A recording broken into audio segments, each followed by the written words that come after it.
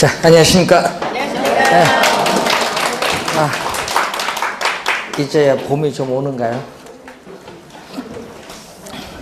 자, 202페이지가 되겠습니다.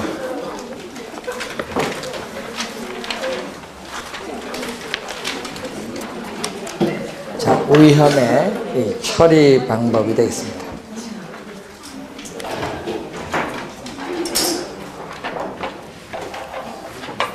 자, 위험의 처리 방법, 작년에도 출제했는데 우선은 위험한 투자를 제외시키는 방법이 있습니다.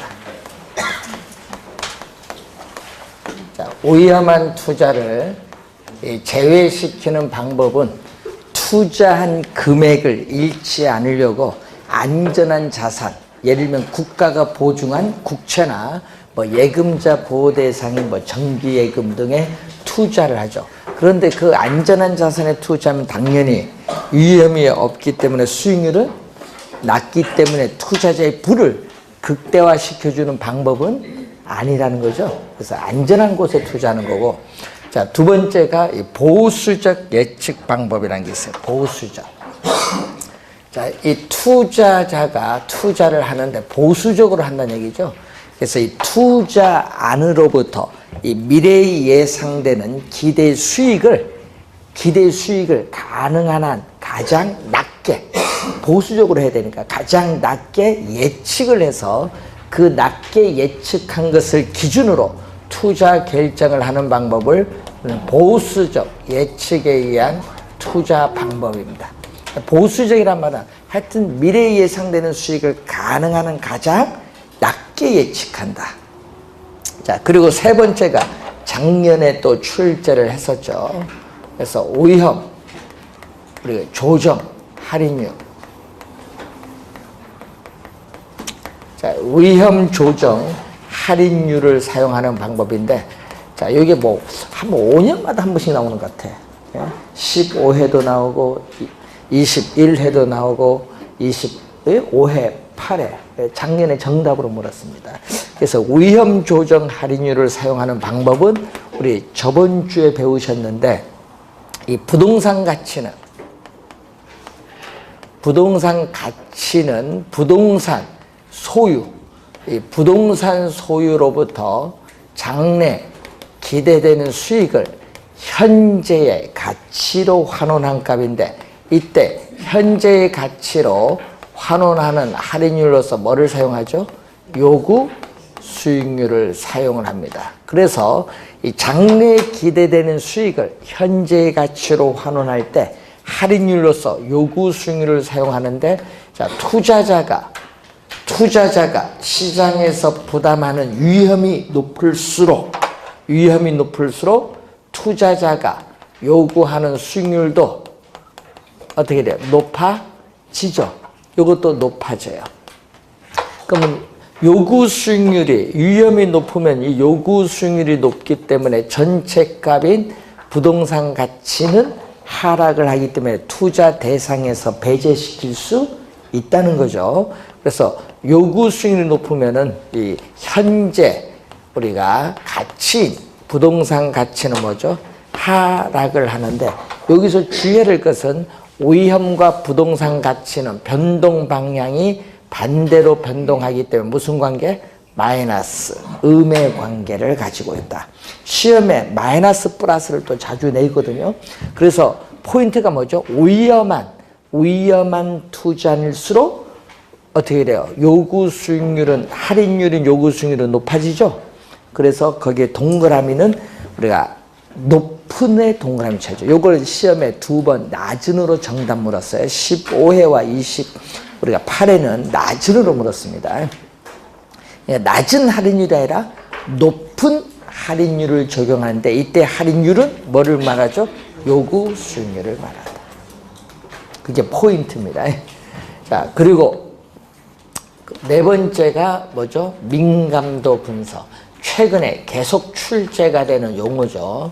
그래서 부동산 개발에서도 중요하고 부동산 투자에서도 중요한데, 자, 이 미래의 불확실성에 개발을 하거나 투자를 하면은 위험이 개입이 되기 때문에 이 위험을 분석하기 위해서 민감도 분석이 필요합니다. 자, 민감도 분석은요, 여러분 교재에 이 개념을 계속 출제하는 거예요. 개념. 그래서 개념을 잘 공부해 두셔야 되는데, 이 투입 요소, 이 투입 요소의 변화에 따라서 이 산출되는 결과, 이 투입 요소의 변화에 따라서 이 산출되는 결과가 어떻게 변하느냐. 이 산출되는 결과는 뭐죠? 수익성인데, 우리가 수익성 중에서도 뭐 순현재 가치나 뭐 내부 수익률을 나타내는 지표죠. 그래서 뭐가 변하죠? 뭐 우리 임대료가 변할 수 있죠. 임대료가 상승하거나 하락할 수 있고, 또 전체 임대 면적 중 임대되지 않은 면적의 비율이 뭐죠? 공실률이 변할 수 있고, 또 부동산을 운영하고 유지하는 데 드는 비용인 영업 경비가 변할 수도 있고, 부동산 보유 기간 몇 년이냐, 임대료 수입이 달라지죠. 보유 기간, 또 감가 상각 방법의 변경이라든지 이러한 투입 요소를 하나만 변할 수 있어요. 하나는 뭐죠? 개별적으로 변화시키고, 또 두세 개, 여러 개를 변화시키면은 집단적이죠. 개별적 또는 집단적으로 변화시켰을 때 어떻게 변하느냐. 자, 이것을 무슨 모형 가지고 분석하냐면은 우리는 회귀 모형을 가지고 분석하는데, 이 수익성, 산출되는 결과인 수익성은 무슨 변수? 영향을 받는 우리가 종속 변수고, 투입 요소는 수익성에 영향을 미치는 독립 변수죠. 이렇게 독립 변수와 종속 변수의 관계를 뭐를 가지고? 회귀 모형을 가지고 통계적으로 분석을 합니다. 그래서 통계적으로 분석을 했을 때 이 민감도가 우리는 기울기, 이 회귀 모형식의 기울기를 나타내는 회귀 계수예요. 기울기를 나타내는 회귀 계수인데, 이 민감도가 높을수록 그 투자는 위험이 높다. 즉 우리가 이 임대료라든지 공실률이 약간 변화해도 수익성이 크게 변동을 할 때 민감도가 높고, 이때 위험도 높은 투자이라는 것을 우리는 알 수 있는데, 이 개념을 우선 잘 이해를 해 두셔야 돼요. 개념. 자, 민감도 분석은 개념이 중요하다. 요즘 여러분이 계속 최근에 출제가 되고 있는 용어입니다. 개념 좀 주의해 두시고, 자, 그러면 위험의 관리 방법에 보시면은, 위험의 관리 방법에 위험의 회피가 있죠. 자, 여러분, 위험의 회피라는 용어는 대부분의 투자자들은 위험을 회피하는 성향이 있어요. 그래서 미래의 손실의 가능성을 스스로 피하는 방법을 얘기하겠죠. 그래서 위험의 회피는 여러분, 위험한 투자를 제외시키는 방법도 어디에 속한다? 위험의 회피에 속하고, 또 투자에 있어서 부적격 우리 자산, 투자를 하고자 하는데 부적격 자산을 어떻게 돼? 제외시키는 것도 위험의 회피에 속하죠. 자, 위험의 정가. 자, 시험 문제는 어느 게 중요하냐 그러면요, 우리가 요 세 가지를 또 주의를 좀 많이 하고, 여기는 뭐를 주의해야 된다? 정가. 여기에 시험에 또 자주 출제하죠. 위험의 정가, 뭐 조세의 정가, 정가라는 용어가 상당히 중요합니다. 자, 여러분이 위험을 정가하는 거죠. 떠넘기는 거예요. 미래의 잠재적 손실의 가능성을 제3자에게 떠넘기는 것. 대표적으로 보험회사에 여러분들은 보험에 가입을 함으로써 미래의 손실의 가능성을 누구에게? 보험회사에 떠넘기죠.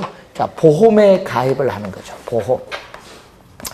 예, 보험에 가입을 한다든지, 또 원청업체와 하청업체 간의 하청계약을 체결함으로써 원청업체는 하청업체 위험을 떠넘깁니다. 또 기업과 니스회사 간의 니스계약을 체결함으로써 또 기업은 니스회사의 위험을 떠넘기는 거. 자, 그리고 물가가 지속적으로 상승하는 인플레이션이 발생하면 화폐의 가치는 하락을 하기 때문에 이 임대료 수입을 받는 임대인은 손해를 봐요. 그래서 임대인은 인플레이션에 따라 임대료를 인상시킬 수 있는 임대차 계약을 작성을 하게 되는데 이것도 위험을 누구에게? 임대인은 임차인에게 또 넘겨요. 예?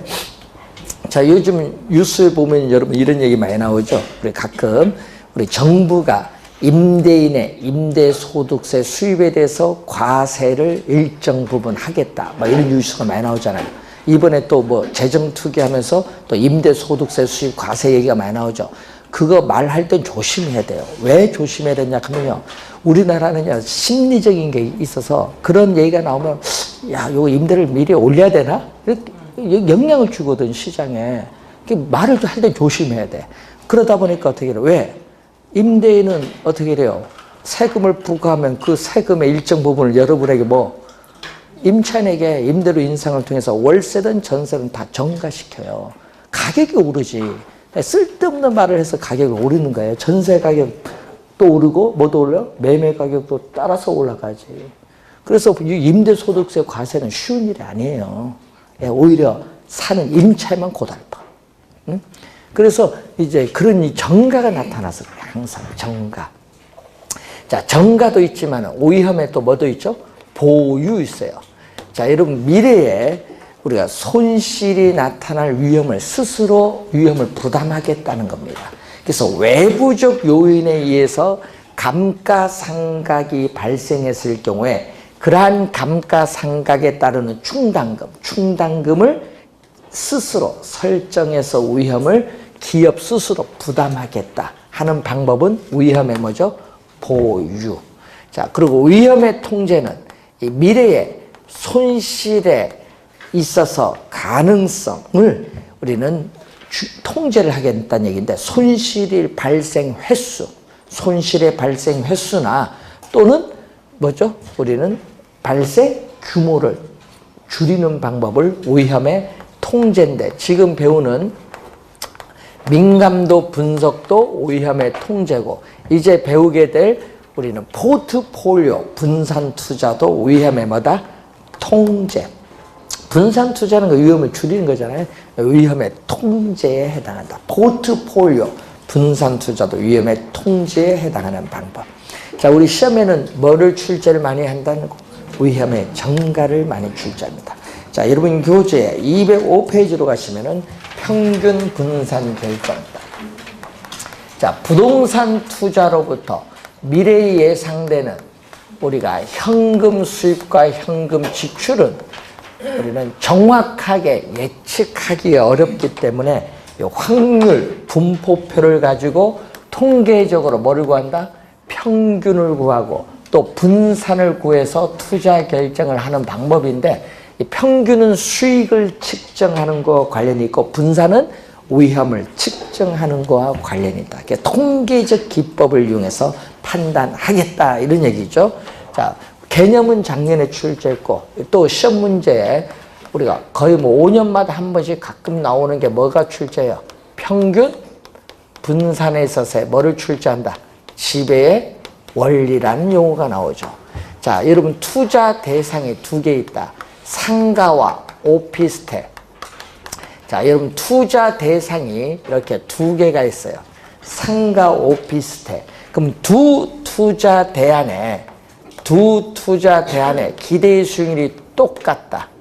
예, 상가나 오피스텔 기대 수익률이 똑같다면은 투자자는 뭐를 선택하냐 하면은 위험이 뭐다? 낮은 걸 선택한다. 왜?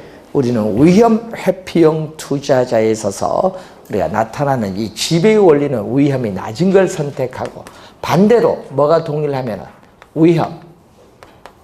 위험이 동일하다.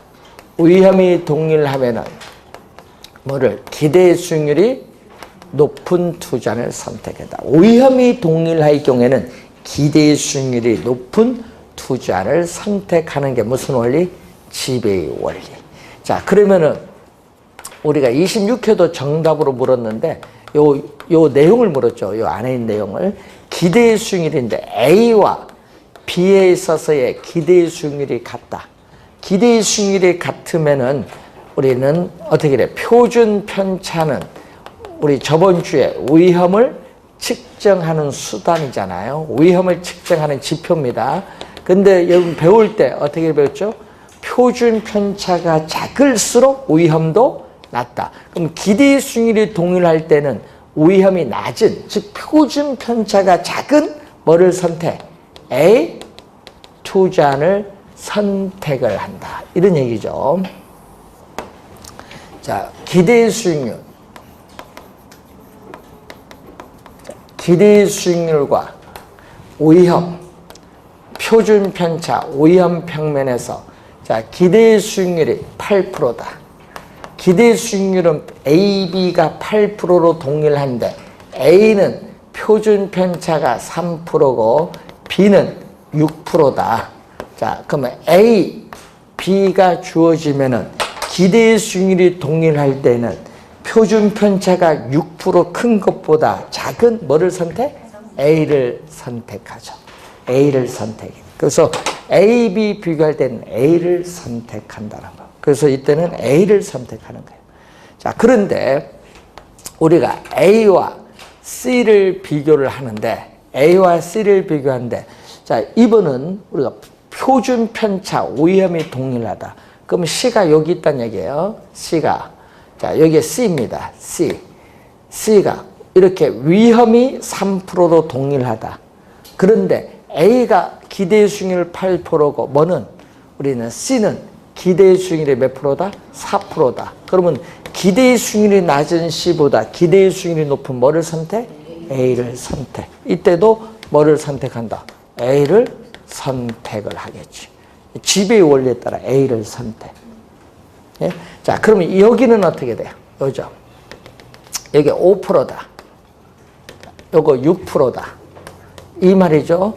자, 그럼 요 점을 D라고 한다면 또 A와 D를 비교하는데 A가 D보다 6%보다 8% 기대 수익률 뭐죠? 높죠. 기대 수익률 높잖아요. 또 A가 D를 비교했더니 A는 D보다 표준 편차가 작으니까 위험도 낮아요. 이때도 뭐를 선택? A, 투자안을 선택. A, D를 비교하면 이때도 A를 선택을 하죠. 자, 이 세 가지 형태는 평균 분산의 지배의 원리가 그대로 적용돼. 자, 요 그림을 보면요. 요겁니다. 이 그림을 보면 요 지금 제가 하는 요 영역, 요 점이 D고 이 영역이 평균 분산의 지배의 원리가 적용되는 영역이에요. 그럼 이쪽 빗금친 부분의 영역의 어느 점이든지 A와 비교하면 투자자는 항상 뭐를 선택? A를 선택한다 이 말입니다. 지배의 원리가 적용된다. 그런데 지배의 원리가 적용되지 않는 경우 있거든요. 이 점의 이점이다. 이 점은 뭐가 돼요? A와 비교했더니 표준 편차 위험 낮고 A와 비교했더니 E는 기대 수익률도 낮죠. 그러면 A와 E를 비교했더니 A는 뭐다? E보다 기대 수익률도 높고 A는 또 E와 비교했더니 뭐다? 위험도 뭐다? 높다. 자, 이런 경우에는 평균 분산의 지배의 원리가 적용되지 않는 것. 이 지배의 원리가 적용되지 않는 이 경우는 평균 분산 결정법에 오류가 나타나요. 이 경우에는 투자자의 요 영역 안에 없잖아요. 이 점은 요 영역 안에 없죠? 이건 지배의 원리를 요건 적용되지 않는 겁니다. 이럴 경우에는 뭐다?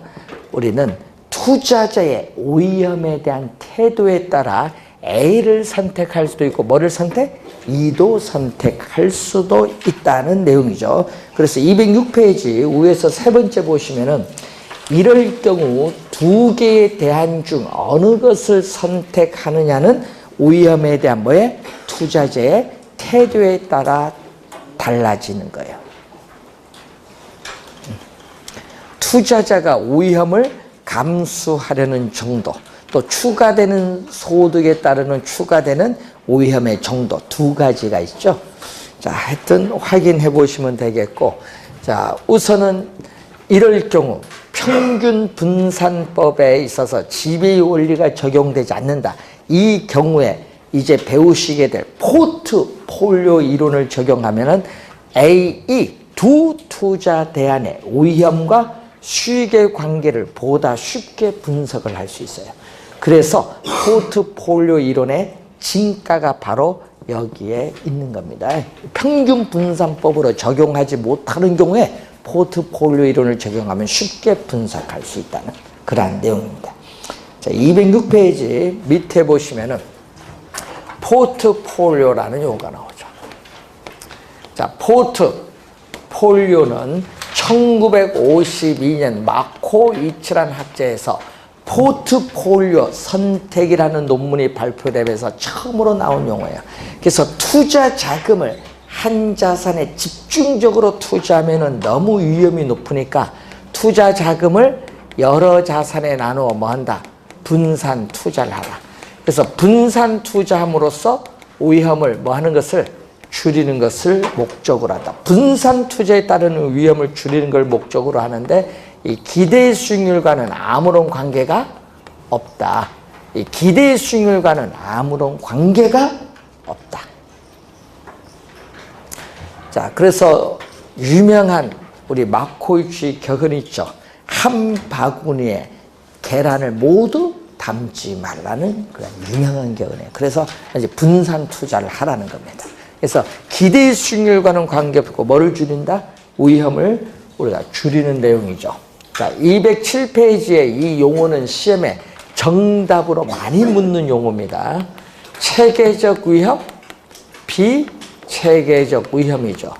자, 여러분 그 그림도 우선 확인하면서 포트폴리오를 구성하는 자산의 수고, 포트폴리오에 따르는 위험이 나오고 있습니다. 포트폴리오에 따르는 위험.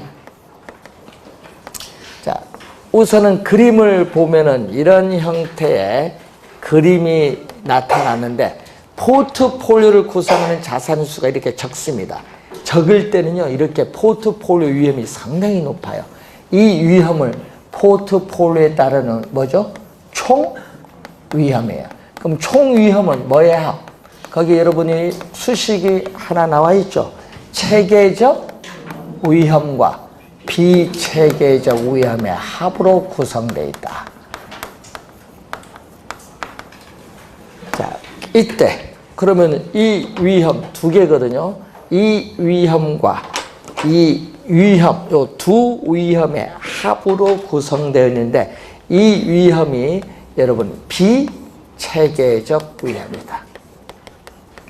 자, 비체계적 위험은 개별 부동산의 특성에 따라 야기되는 위험이기 때문에 개별 위험이라고 해요. 개별 위험. 그래서 개별 위험이죠. 그렇기 때문에 투자 대상을 다양화하여 분산 투자를 하게 되면은 이 비체계적 위험은 제거할 수 있다. 제거할 수 있다는 건 뭐죠? 제거할 수 있다는 것은 피할 수 있다는 거예요. 그래서 시험 문제는요, 피할 수 있는 위험이라는 게 중요하죠. 우리는 피할 수 있는 위험. 그래서 여러분 여기는 피할 수 있는 위험이라는 걸 항상 염두에 둬요. 자, 여러분이 비가 와서 우산을 쓰면 비를 피할 수 있다. 하여튼 요거는 꼭 기억하고 다녀야 돼. 체계적 위험은 요 반대. 피할 수 있는 위험은 무슨 위험? 비체계적 위험. 정답을 많이 묻기 때문에 좀 주의해 두시고, 자, 요 밑에 있는 위험은 자, 시장의 힘에 의해서 야기되는 위험, 시장 위험이라고 하는데 이것을 체계적 위험이에요. 자, 인플레이션이 발생하거나 대출 금리가 인상되거나 또 부동산 경기가 침체하면은 시장에 존재하는 모든 부동산에 다 영향을 미치기 때문에 피할 수가 없다. 그래서 이건 피할 수 없는 위험. 그래서 체계적 위험은 피할 수 없는 위험, 비체계적 위험은 피할 수 있는 위험. 이것만 알아도 혹시 한 문제 맞출 수도 있어요. 아니 정답 지문에 그게 뜨니까 25회도 그렇게 나왔잖아요. 정답 지문 바로 뜨는데 19회 시험도 마찬가지고 20회도 마찬가지고. 자, 포트폴리오를 구성하는 자산의 수가 많으면 또 어떻게 돼요? 요게 또 출제했었죠. 한번 또 위험이 점점 줄어드는데 어떤 위험이 줄어드는 거야? 비체계적. 이러면 비체계적 위험이 줄어들면은 점점 뭐도 줄어드는 거야? 총 위험도 줄어들죠. 이 지문이 또 여러분이 출제를 또 우리가 했어요. 그 지문을. 말을 잘 보면서, 그림 보면서 말을 잘 이해를 해놔야 됩니다. 그러다가 어디까지 오면? 이까지 오면은 비체계적 위험은 완전히 제거돼요. 그래서 포트폴리오를 구성하는 자산의 수가 많을수록 통계적으로 비체계적 위험은 어떻게 돼요? 완전히 제거돼요. 완전히 제거된다는 것은 0까지 줄일 수 있다. 0까지 줄일 수 있다. 완전히 제거된다는 거예요. 그런데 완전히 제거돼도 요거는 변화가 있어 없어요? 요거는 계속 남아있죠? 요 위험은 변화가 없어요. 위험이 자살의 수가 적든 많든 이 위험은 변화가 없어요. 그래서 이 체계적 위험은 포트폴리오를 구성해야 돼요. 이것은 제거를 할 수 없다. 꼭 기억을 해야겠죠. 그럼 제거되는 건 뭐만 제거되는 거예요? 비체계적 위험만 제거되는 거예요.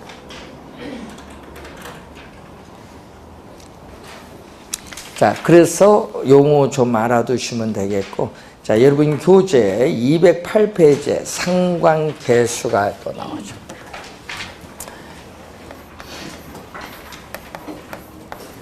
상관, 계수는 포트폴리오를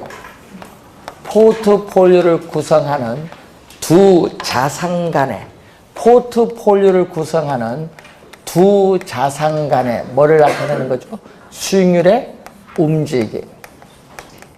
포트폴리오를 구성하는 두 자산 간의 수익률의 움직임, 변동을 측정하는 지표인데 시험 말에 수익률의 변동, 움직임 지문만 나오면은 뭐다? 상관계수다 생각을 하시면 돼요. 올해 지문의 출제 예상이 되거든요. 용어 좀 잘 확인해 두셔야 됩니다. 자, 상관계수는 우리 계산은 우리가 하게 되면은 이 값을 계산하면요, 통계적으로 계산하면은 마이너스 1과 요 플러스 1 사이는 값이 나와요. 그런데 마이너스 1과 플러스 1은 뭐죠? 상관계수 양극단적인 값이에요. 극단적인 값인데, 그럼 마이너스 1일 때를 우리는 또 뭐라고 하냐면, 극단적인 값일 때는 앞에 뭐를 붙이면 완전자를 붙입니다. 완전. 그럼 완전한 뭐죠? 마이너스니까 마이너스 완전한 음의 상관관계라고 하고, 그럼 플러스 1일 때는 또 여기도 뭐를 붙여요? 완전자를 붙입니다. 여기도 완전자를 붙입니다. 완전한, 또 플러스니까 양의 상관관계에 있다. 그러면은 완전한 음의 상관관계에서 이제 요게 출제되는 게 아니죠. 출제는 요 밑에요.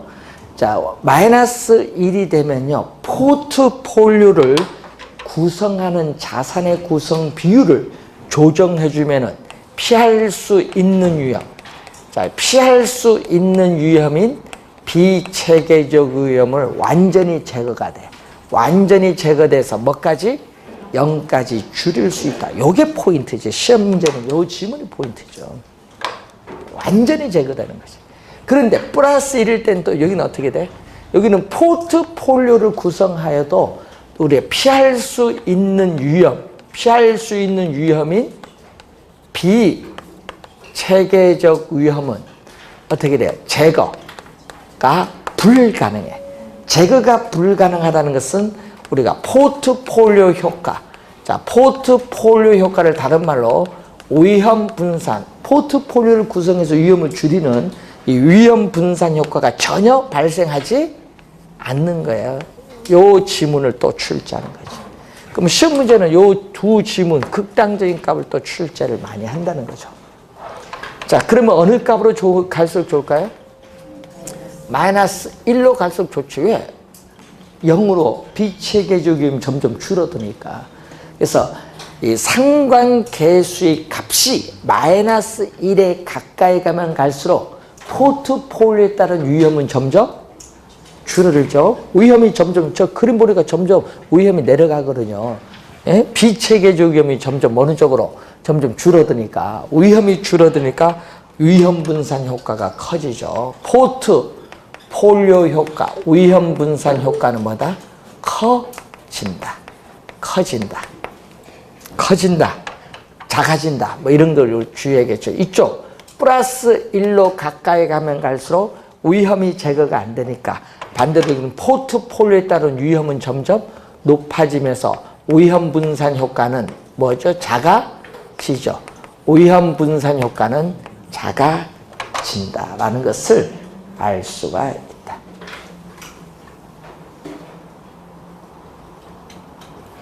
자, 이 내용을 우선 확인을 하면서, 자, 여기서 상관계수의 값이 마이너스가 나올 수도 있고, 뭐가 나올 수도 있다? 플러스가 나올 수도 있는데, 마이너스 1일 때는 뭐죠? 마이너스일 때는 이 수익률의 이 움직임, 이 수익률의 움직임이 반대로 변동한다. 반대로 간다는 것은요, 두 자산이잖아요. 그래서 예를 들어서 두 자산에 있어서 한 자산의 수익률이 증가하면 반대로 다른 자산의 수익률은 뭐한다? 감소한다. 이것이 반대로 변동할 때 상관계수의 값은 뭐가 나온다? 마이너스. 자, 여러분이 우리가 한 자산의 수익률이 3%에서 5%, 7% 이렇게 증가하면 다른 자산의 수익률은 10%에서 9%, 6% 이렇게 줄어드는 거예요. 그게 반대로 변동하는 거예요. 그래서 어떻게 해요? 우리는 두 자산 간의 수익률의 움직임이 뭘로? 반대로 변동하는 부동산에 분산 투자를 하게 되면은 상관계수의 값이 마이너스 값을 가지면서 어떻게 돼요? 비체계적 위험이 많이 줄어들기 때문에 포트폴리오 효과는 커진다. 이 지문을 또 많이 출제하고, 여기는 뭐죠? 반대로 변동하는 것이 아니라 같은 방향, 동일한 방향으로 변동.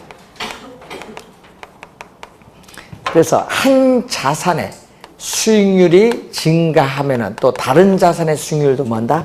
증가하는 경우. 자, 수익률이 3%, 4%, 5% 증가하면 다른 자산도 5%에서 7%, 8% 이렇게 증가하는 경우. 이런 경우는 상관계수의 값이 플러스입니다. 플러스 값보다 뭐가 좋다? 마이너스 값으로 갈수록 좋다. 자, 그렇게 보시면 되겠습니다. 이 시험 문제는 이거 말로 출제하거든요. 그래서 지문을 잘 보시면서 보고요. 자, 208페이지에 포트폴리오 기대 수익률이 나오고 있습니다. 자, 포트폴리오 기대 수익률은 포트폴리오를 구성하는 각 개별 자산의 기대 수익률과 그리고 상대적, 이 개별 자산의 상대적 투자 비중에 따라 결정이 되는데 총 투자한 금액과는 아무런 관계가 없다. 그래서 거기에 문제의 수식이 나와 있는데 그 기대 수익률 구하는 수식입니다. 자, 그래서 포트폴리오를 우리가 구성하는 기대 수익률을 구하면 문제 14번 문제 보시면은 A, B, C 세 개의 부동산 자산으로 이루어진 포트폴리오가 있는데 이 자산 비중 예상 수익률 분포가 다음과 같을 때 전체 포트폴리오 기대 수익률을 구하는데 호황 불황률 확률은 각각 50%죠. 자, 그럼 A 부동산의 기대 수익률 얼마? 자, 문제에서 A 부동산에 있어서 A 부동산의 기대 수익률은 얼마일까요? 자, 우선 호황일 때 몇 프로? 6% 예상되는 수익률. 불황일 때는 몇 프로? 4%가 나와 있죠. 그럼 호황일 때 6%, 불황일 때 4%인데 호황률 확률 50%, 불황률 확률 50%죠. 그러면은 50%일 때는요, 두 개 더 하면 돼. 6%, 4% 더해서 반 나눠주면 돼. 그래서 몇 프로가 되냐면은 A 부동산의 기대 수익률은 우리가 5%가 돼요. 그럼 B 부동산은 얼마? 자, B 부동산은 호황일 때 몇 프로죠? 8%. 불황일 때 4%다. 또 호황일 확률 50%. 불황일 확률도 50%일 때는 또 두 개 더해서 12%를 반으로 나눠주니까 몇 프로죠? 6%. 자, 그럼 또 C 부동산도 우리는 호황일 때 몇 프로? 10%. 불황일 때 2%다. 그래서 또 호황일 확률 50%, 불황일 확률 50%죠. 그럼 이게 또 두 개 12% 더해서 반, 6%입니다. 이렇게 포트폴리오를 구성하는 개별 자산의 기대 수익률이 나오면은 이 전체 포트폴리오에 있어서의 기대 수익률은 얼마냐? 그럼 전체 포트폴리오의 기대 수익률은 포트폴리오를 구성하는 개별 자산의 기대 수익률 A는 몇 프로냐면은 5%, A는 5%, B는 6%, C도 몇 프로? 6%. 이렇게 포트폴리오를 구성하는 개별 자산의 기대 수익률에 뭐를 곱하냐? 가중치를 곱하는데 그 두 번째 칸, 이게 가중치야. 두 번째 칸을 보시면은 뭐죠? 포트폴리오 비중이죠. 그럼 A 부동산이 전체에서 어느 정도 비중이냐?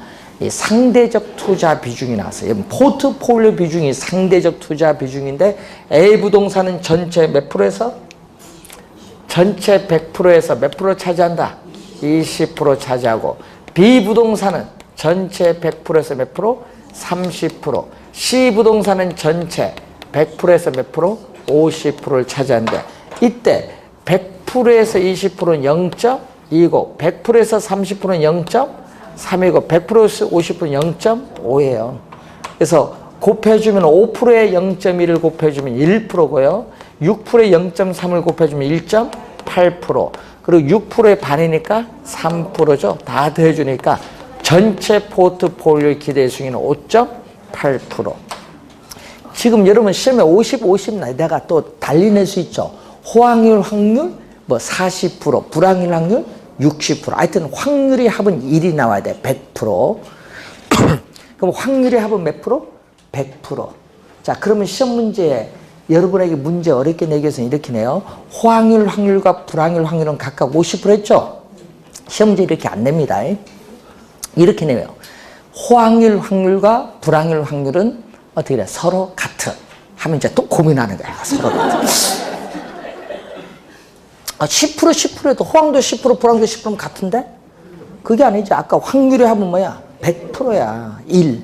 그러면 1이잖아요. 그러니까 몇 프로 각각? 50% 해야 돼. 그래 1일 100% 나오지. 말을 좀 바꿔서 출제해버리면 돼. 그럼 또 못 풀어 여러분. 출제위원들은 동일한 문제도 말을 달리해서 출제해버려요. 그래서 개론이 어려워요. 예? 예? 개론이 어려우니까 지문을 많이 봤는데 한두 글자를 바꿔버려요. 답이 달라집니다. 주의하셔야 됩니다. 나올 때 한 번 냈어요. 예, 이게 25회가 마지막이었거든요. 그러니까 29회 시험이니까 나올 타임은 한 번 된 것 같아요. 209페이지.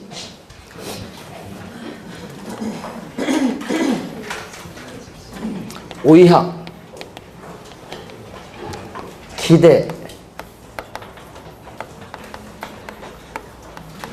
수익률 평면에서 요 밑에 있는 영역은 선택이 가능한 영역, 위에는 선택이 불가능한 영역인데, 자 여기서 포트폴리오 이론은 위험 회피형 투자자를 전제로 해요.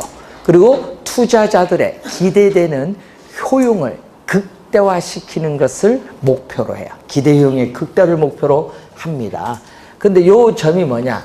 R2라는 동일한 위험에서 이 위에는 선택이 불가능해.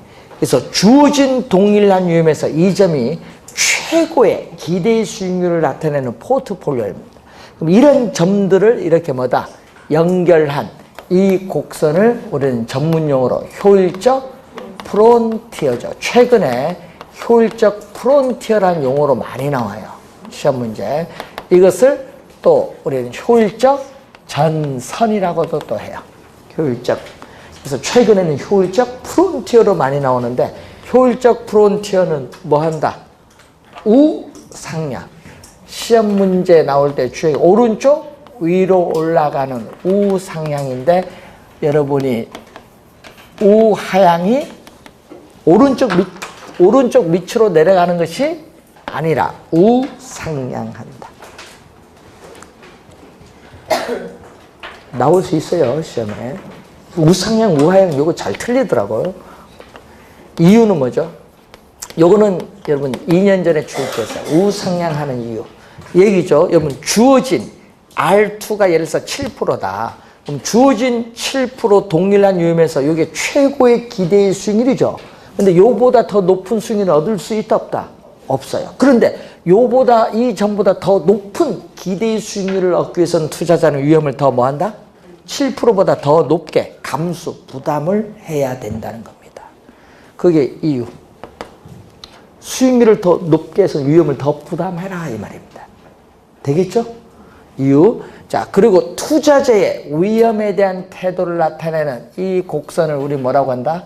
이 곡선을 무차별 곡선인데, 무차별 곡선을 볼까요? R1, 이게 5%다. R1일 때 이 점이 뭐죠?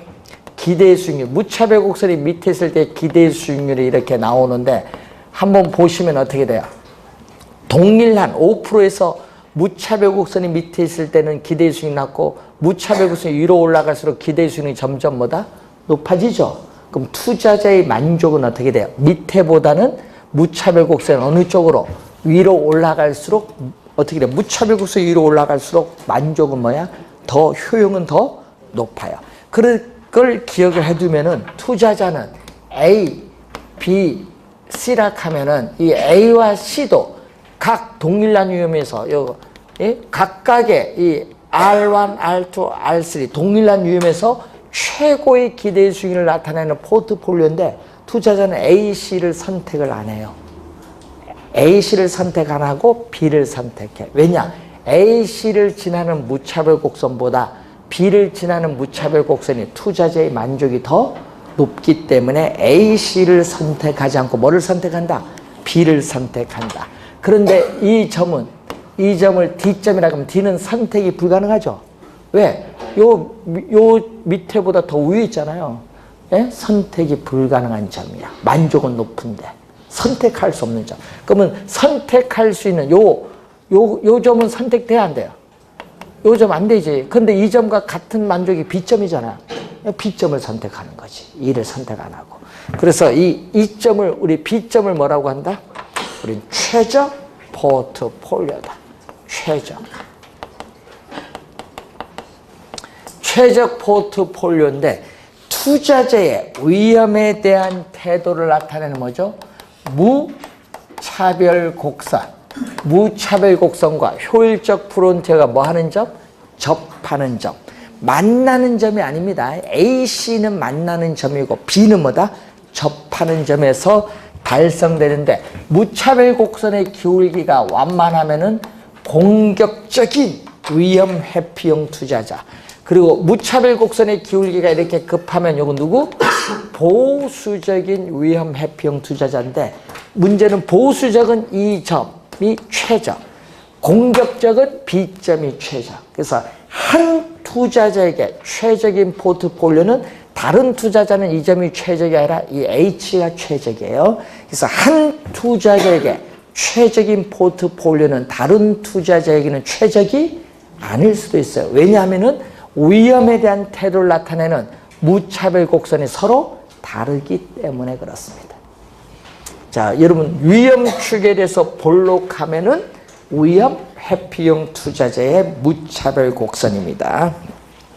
210페이지에 문제 박스 바로 위에 부동산은 위치가 고정되어 있을지라도 위치라든지 유형이라든지 가격에 따라 다양하게 부동산도 포트폴리오를 구성할 수 있다. 이것도 한 3번 나왔죠? 밑줄 그어두시면 되겠네. 자, 이렇게 해서 포트폴리오 이론까지 했는데, 이런 포트폴리오 이론 한 문제 출제를 매년 합니다.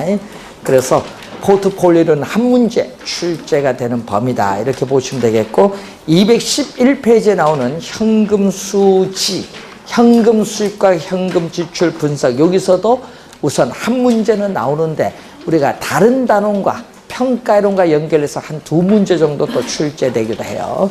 작년에도 두 문제에 걸쳐서 나왔습니다. 하여튼 현금 수지 분석도 매년 출제가 되는 범위입니다. 그리고 결혼 숙제 안 냈는데요. 어떤 분 물었던가 봐요. 결혼 숙제 있어요? 복습 열심히 하라는 것이. 아, 집에 가서 문제 열심히 풀라는 거지. 숙제는 민법이 내지. 민법 숙제 했어요?